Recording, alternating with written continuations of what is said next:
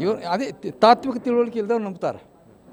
ತಾತ್ವಿಕ ತಿಳುವಳಿಕೆ ಇಲ್ಲದವ್ರು ನಂಬ್ತಾರೆ ಹೊರತು ತಾತ್ವಿಕ ತಿಳುವಳಿಕೆ ಇಲ್ಲದಂತ ಇದ್ದವ್ರು ಮಾತ್ರ ಇದು ನಂಬೋದಿಲ್ಲ. ಅದಕ್ಕೆ ಇದು ಖಂಡನ ಇದೆ.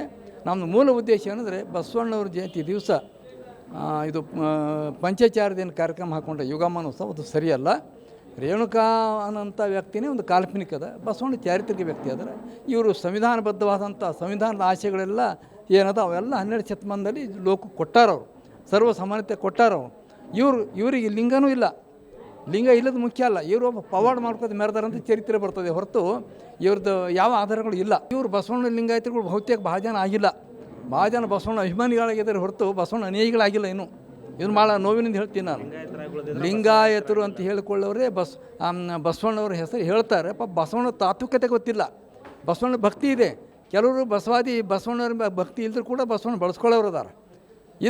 ಇದು ಸರಿಯಲ್ಲ.